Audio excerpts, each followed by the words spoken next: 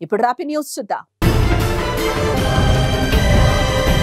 భారత మాజీ నావీ అధికారులకు ఊరట లభించింది. 8 మందికి విధించిన మరణ శిక్షను ఖతార్ కోర్టు తగ్గించింది.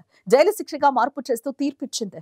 కేంద్ర విదేశీ వ్యవహారాల మంత్రిత్వ శాఖ ఏ విషయాన్ని తెలిపింది. అయితే అప్పీల్కు సంబంధించి ఖతార్ కోర్టు ఇచ్చిన తీర్పు పూర్తి వివరాలు తెలియాల్సి ఉందని పేర్కొంది.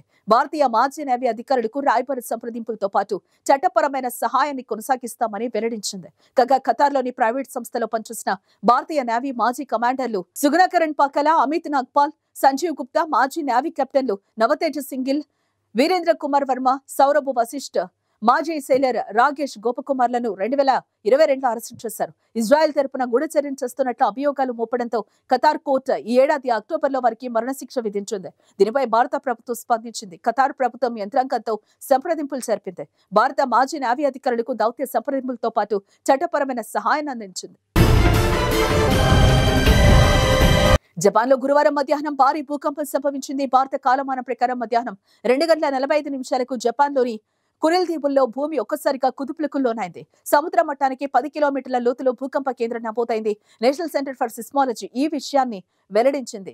ఈ భూకంపం వల్ల ఏమైనా ఆస్తి నష్టం కానీ ప్రాణ నష్టం కానీ జరిగిందా అనే వివరాలు తెలియాల్సిందే. కాగా జపాన్లో గత అక్టోబర్లో కూడా భారీ భూకంపం సంభవించింది.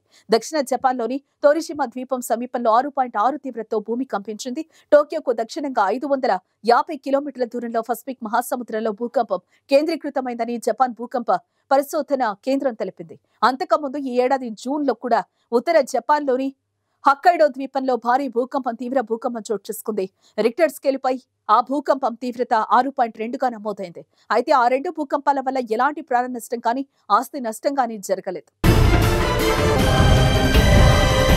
లష్కర్-ఏ-తోయిబా చీఫ్ ముంబై దాడుల సూత్రధారి హఫీజ్ సయీద్ ను తమకు అప్పగించాలని పాకిస్తాన్ ప్రభుత్వాన్ని భారత్ లాంఛనంగా కోరింది. ఈ మేరకు న్యాయపరమైన చర్యలు చేపట్టాలని కోరుతూ విదేశాంగ శాఖ అధికారులు ఆ దేశ అధికారులకు లేఖ రాసినట్టుగా తెలిసింది. భారతదేశపు మోస్ట్ వాంటెడ్ ఉగ్రవాదుల జాబితాలో హఫీజ్ ఒకడు. 2008 ముంబై దాడులకు సంబంధించి ఇతడి ఆచూకీ తెలిపిన వారికి $10 లక్షల ఇస్తామని అమెరికా కూడా ప్రకటించింది. ముంబై దాడుల కేసులో విచారణ ఎదుర్కొనేందుకు గాను అతన్ని అప్పగించాలని భారత్ చాలా కాలంగా పాకిస్తాన్ డిమాండ్ చేస్తూ వస్తుంది. అయితే నేరస్తుల అప్పగింతకు సంబంధించి భారత్ పాకిస్తాన్ మధ్య ఒప్పందం ఏం లేకపోవడంతో ఈ ప్రక్రియ ముందుకు నడవడం లేదు. ముంబై దాడులతో తనకు సంబంధం లేదని, లష్కర్-ఏ-కు కూడా నాయకత్వం వహించడం లేదని హఫీజ్ సయీద్ చెప్పుకుంటున్నాడు. కానీ ఆయనపై కొన్నేళ్లలో అనేక కేసులు నమోదయ్యాయి. గతంలో 2019 జూలైలో పాకిస్తాన్ అతన్ని తొలిసారి అరెస్టు చేసింది. గతేడాది ఏప్రిల్లో పాకిస్తాన్ కోర్టు అతడికి ఉగ్రవాదులకు ఆర్థిక సహాయం అందించిన కేసులో 31 ఏళ్ల జైలు శిక్ష విధించినట్టుగా కొన్ని పత్రాలు పేర్కొంటున్నాయి. రష్యా అధ్యక్షుడు పుతిన్ ప్రధాని నరేంద్ర మోదీని తమ దేశానికి ఆహ్వానించారు. వచ్చే ఏడాది రష్యాలో పర్యటించాలని కోరారు. క్రెమ్లిన్లో విదేశాంగ శాఖ మంత్రి జైశంకర్ తో భేటీ అయిన పుతిన్ ఈ మేరకు మోదీకి ఆహ్వానం పలికారు. ఈ భేటీలో పలు ద్వైపాక్షిక అంతర్జాతీయ సంబంధాలపై పుతిన్ తో జైశంకర్ చర్చించారు. ఈ సందర్భంగా పుతిన్ మాట్లాడుతూ వర్తమాన అంశాలపై చర్చించేందుకు, ద్వైపాక్షిక సంబంధాలను మరింత బలోపేతం చేసేందుకు వచ్చే ఏడాది రష్యాలో పర్యటించాల్సిందిగా ప్రధాని మోదీని ఆహ్వానిస్తున్నట్లుగా తెలిపారు. యుక్రెయిన్ సంక్షోభం శాంతియుతంగా పరిష్కృతం అవ్వాలని మోదీ కోరుకుంటున్న సంగతి తనకు తెలుసని పేర్కొన్నారు. దాని గురించి తామిద్దరం చాలాసార్లు మాట్లాడుకున్నామని, యుక్రెయిన్లో తాజా పరిస్థితిపై భారత్కు మరింత అదనపు సమాచారం అందజేస్తామని వెల్లడించారు. భారత్ తమ దేశ వాణిజ్య లావాదేవీల్లో వరుసగా 2వ ఏడాది గణనీయ పెరుగుదల నమోదవుతూ ఉండటంపై ఆయన హర్షం వ్యక్తం చేశారు. ప్రధానంగా ముడి చమురు, అత్యాధునిక సాంకేతిక రంగాలు ఈ పెరుగుదలలో కీలక పాత్ర పోషిస్తున్నాయని పుతిన్ వ్యాఖ్యానించారు. మెక్సికోలోని ఒక్సాకాలో లానోజ్ డి రాబోనోస్ the night of the radish పేరిట జరిగే వేడుకకు ఎంతో ప్రత్యేకత ఉంది. ఇక్కడి ముల్లంగి ఎరుపు రంగులో పండుతుంది.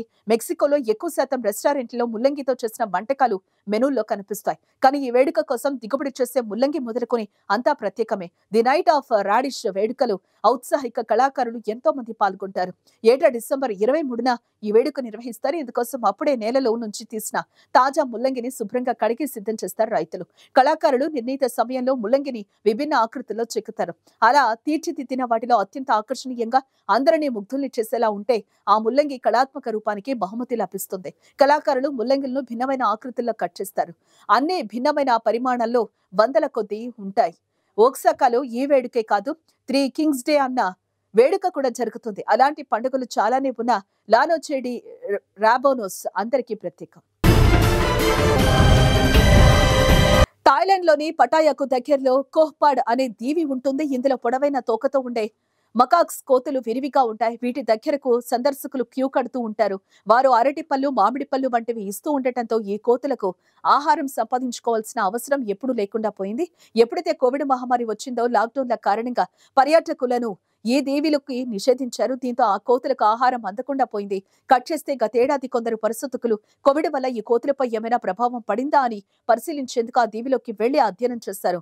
ఆశ్చర్యకరంగా అక్కడున్న కోతులు ఆహారం కోసం అవి సందర్శకులపై ఆధారపడకుండా రాళ్లు, కర్రలతో చెట్లపై పళ్లను కోసుకుని తింటూ ఉండటాన్ని గమనించారు. కోవిడ్ కాలంలో ఆహారం ఇచ్చేవారు లేకపోవడంతో ఆకలిని గెలవటానికి ఈ విద్య నేర్చుకున్నాయని తెలిపారు.